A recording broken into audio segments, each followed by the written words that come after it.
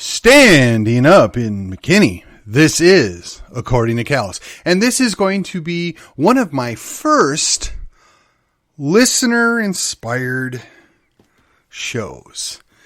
Before we get into that, let me remind y'all, it is episode 358 coming out on February the 17th. And yes, it is purposely coming out a little later. Hopefully I'll have this up by 6 p.m. One, to see how that goes over the weekend. And two, because I watched the play out on some of the responses on a group that I belong to on social media.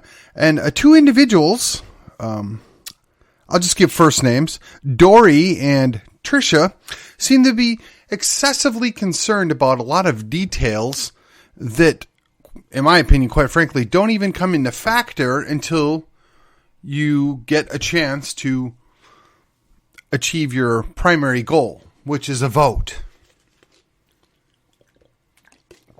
So yes, we're going to call this a follow-up to one of my many Texit episodes, and we're going to call it Texit, What About Medicaid, or Medicare, or whatever.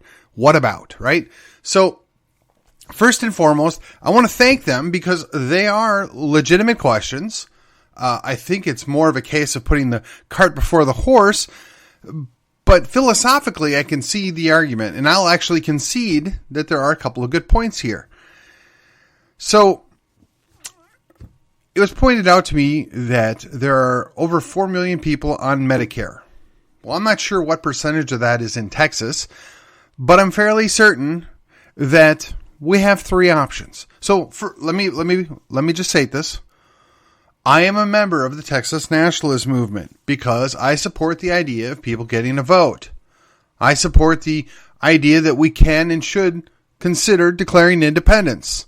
That being said, I don't speak for TNM. I am no authority on TNM, and all of my opinions and thoughts on these matters are mine and mine alone. So before you go off beating up on TNM or anyone else that supports Texit, keep in mind, my opinions are mine and mine alone. So,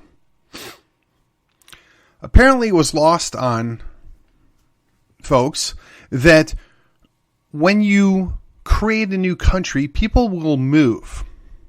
Just like they're currently moving. They criticize the idea that moving is not a good answer. Yet, people are leaving California in droves. Unfortunately, many of them are coming here and bringing their California nonsense with them, even though they're nominally conservative or Republican. Likewise, they're coming from the Northeast, they're coming to Texas or Florida.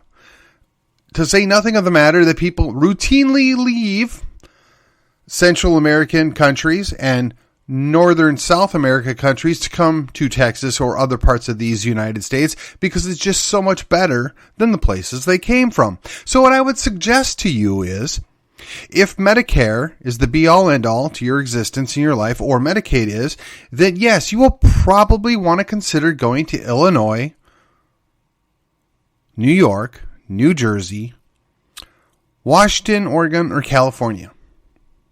Okay? Now, that's your choice. I'm not making a point of calling you names, degrading you, or making you feel like less of a person. I'm giving you an opportunity to make a choice. Would you rather get your free money from the government, which is not free, by the way, or would you rather have a better opportunity to do better for you and your family? So, okay, let me, I've had a little time to think about this. So, by my recollection, we basically have three directions we can go. We can go to all the trouble of declaring our independence and getting a new Texas and do all the exact same things that America is currently doing. These United States currently does. Because, we want to keep people happy. Well, that kind of defeats the whole purpose of declaring independence. So, but that's option one, right? Just keep everything the same. Option number two, you can institute minor reforms and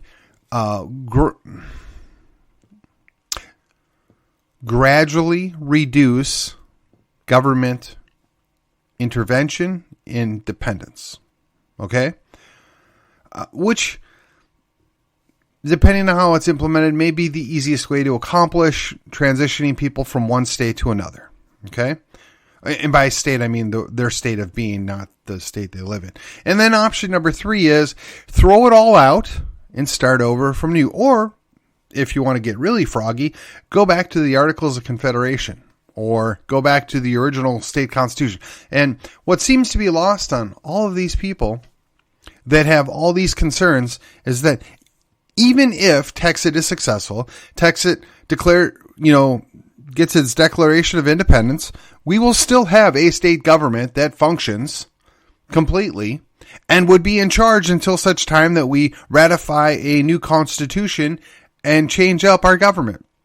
Now, myself, I am far more libertarian than probably 90% of the people in our state, probably 75% of my listeners, and I say that with no shame. I also know that because of that, I'm on the leading or bleeding edge of a lot of issues, and I'm on the outside of the norm, right? The norm is the 50-50 middle person, and I might be 85 or 90 person. So I know that about myself. I accept that I'm not going to get what I want, but what I will accept is something better than what we have now. And what we have now is tyranny. What we have now is complete usurpation of delegated authorities and powers. We have just not a good situation. So let me scroll through some of these other comments. If you can't eat or pay your rent, liberty is not important. Well, if you had liberty, you might be able to get a job or sell something to where you could pay your rent or buy food. Or you could exchange a little bit of your labor or time for food. Or if you're really desperate, you can go out on the corner and beg for food. I don't suggest that you do that, but those are options. People do it all the time. Let me see here. What was some of the others? Oh, well, the other one is, I have not planned for all those people on government benefits. Okay. I will just say, she's absolutely right. You can't account for everybody on benefits. There's no way you can. I imagine that if the benefits are the most important thing to them, they will go to another state, or they will leave the state of Texas, the government of Texas, or I should say the country of Texas, the independent Republic of Texas, and they'll go to somewhere where they can get more free stuff. Now, they mention later on a whole list of things that need to be done in order to fix things. Okay, I get it. I do. But none of those are possible with the current situation. And that's called giving up on these United States of America, its Constitution, because that's not an answer. The Texit answer is a at any cost answer that will cost millions of lives. Well, no, actually, I don't think that's the case. Because as Daniel Miller's pointed out, you have 3 options. Surrender, kinetic war, which is a disaster, or peaceful separation. I'm confident that we can do peaceful separation. If we achieve peaceful separation, then we can reorg certain things. I think there is a strong independent streak in the state of Texas. I think there will be an even stronger independent streak, or independence streak, if you prefer, in an independent Republic of Texas. That being said, the current Constitution, if it's so fantastic, why do we have the situation that we have now? So, if the Constitution is working, it's bad. And if the Constitution's not working, it's bad. Now, the original intent of the Constitution, the framers' vision of how the Constitution would be employed, absolutely great stuff. But it's been utterly eviscerated. Certainly since the 13th and 14th Amendment, throw in the 15th, the 16th, the 17th, the 18th, and the 19th Amendments, and it didn't get any better. It just didn't. So I'm going to go through here. Every one of these complaints or problems that is pointed out by this individual, and I want to give credit where credit is due, Tricia, you're absolutely correct.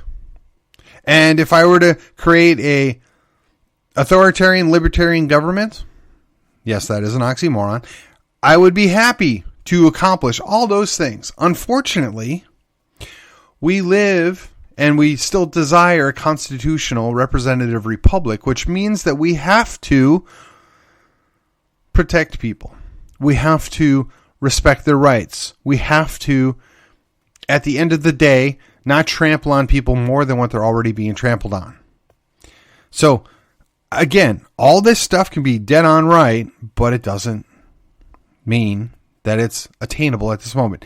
And then, of course, Dory here chimes in with pretending you can just start over is delusional. Really? Delusional. Yeah, I think the people in the Czech Republic might say otherwise. I think there's some people in Britain that might say otherwise. Pretty certain there's a whole lot of people in Slovenia, Bosnia-Herzegovina, Croatia will definitely tell you otherwise. And while we're at it, the former Yugoslavian Republic of Macedonia might think otherwise as well. And I'll leave Serbia and Kosovo out of the mix since they don't just seem to be happy about anything. So, no, it's not a start over button. But it is a new chance. It's a fresh start. It's an ability to deal with these things. And I trust the people of Texas far more than I trust the people of these United States. And we aren't eliminating the rules. We're reformulating. We're correcting. We're eliminating some of the abuses. We're repealing some of the progressive nonsense that's been piled on in the last 30 years.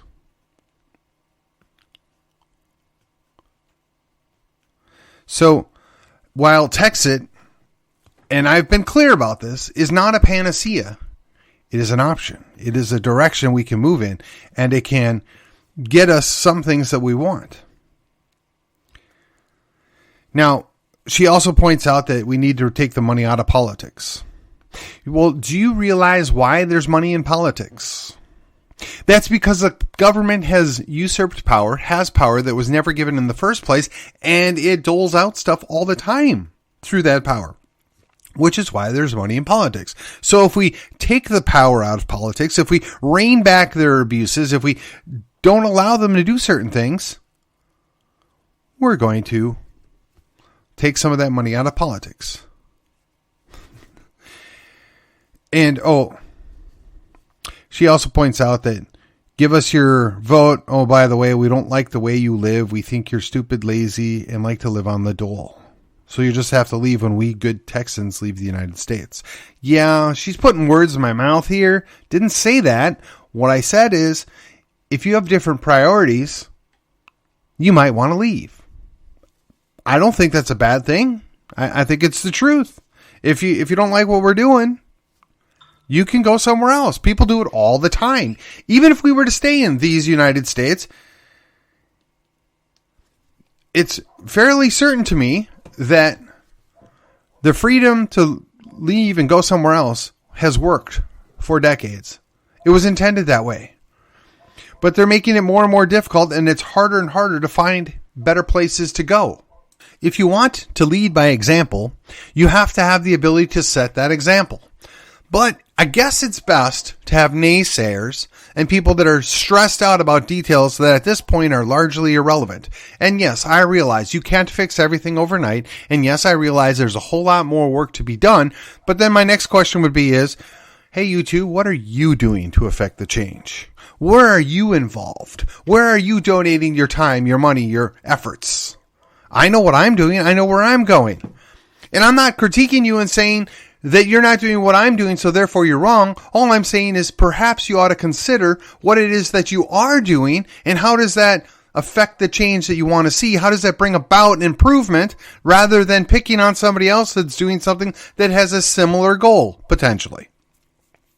So while I'm not going to lose sleep over the naysayers here, I would like to remind you that in the event that we're given an opportunity to do this, I could see very easily how we can fund Texas state government. I can see how we can find a manageable way to do things. I will give you two choices. I guess I should rephrase that.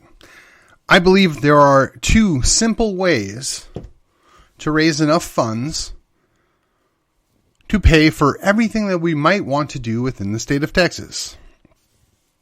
And they can be done with little to no impact on the rest of the state or the adjoining states. First and foremost, we institute a tariff. Everything that comes into the state of Texas or the independent Republic of Texas, let's call it 4%. It could be 2%. It doesn't really matter. It's just a very low tax generating tariff. And yes, I know some things will cost a little bit more. But the other thing that we'll do is encourage manufacturers to actually move to Texas some of their production so that they can take advantage of not having to pay said tariff. We're already the second largest state in these United States by population, and we're in the top 10 of economies in the entire world. It seems to me that it would be beneficial for them to do that. And the other thing that I would like to point out is this nonsense about taxing businesses. It never really pays for itself. It really doesn't. Now, it sounds good. It's good progressive talking points. But at the end of the day, the person that pays those taxes is the end user. So if we just do away with all that nonsense, all that crazy stuff, and just put a tariff on anything that gets brought in, then you have to pay. And I think it's low enough that it really won't upend much. The other thing we can do is everybody that lives in the state of Texas, right now, if you own property, they're extorting an extreme amount of money out of us every year. And then they tell you if you don't pay it, they're going to come take your property. So you really never own your property. Fortunately, we don't have to pay income tax at the state level, but they get it out of us, out of the property tax. So I would like to float to you the idea of a head tax. Now, the head tax, if you've got, I don't know, let's call it 33 million people in the state of Texas, or the Republic of Texas, if you prefer, and we're going to just call it 60% of them are above the age of 18. I don't know if that's right. I'm making up a number here. Okay, so that's going to be, I don't know, 18 million, 19 million people that are going to be taxed. So what you do is you create a head tax. If you live in the state of Texas, you get a bill. You can do it once a month. You can do it once a year. It's $100 a month. I know that seems like a lot, but when you see what your tax bill is on everything else, it's really quite small. And you pay it every month, or you can pay it once a year. But here's the thing. If you fail to pay, you lose your right to vote. That's right. See, there's going to be a statewide database that keeps track of who paid their taxes. And if you didn't pay your taxes, you don't get to vote. Now, I'm going to assume that $1,200 a year for state taxes for every person that lives in this state, or the republic, if you will, is not that big of a burden. And it doesn't have to be $100. It's just an arbitrary number I threw out there. And if I were to take a wild guess at where that puts us, a swag, if you will. So we'll take 18 million people, right? And we're going to multiply that times $1,200, which would be what you would pay in a year. Ballpark. By my calculation, that's $21 billion. If you can't run the state of Texas on $21 billion, I don't know what to tell you. I mean, it used to be we were able to run the entire country for $1 trillion. And we would only be, what? A 12th of that size, maybe? And here's the thing. That head tax, it's going to be offset in large part by the tariff. And let's just say there's, I don't know. Let's use another swag here, right? Scientific wild, yeah. We're going to say there is $2 trillion worth of business. I have no idea if that's right. Quite frankly, I don't care. But just for the purposes of demonstration. And we're going to multiply that 0.04, which would be our tax. What do you know? That's $80 million.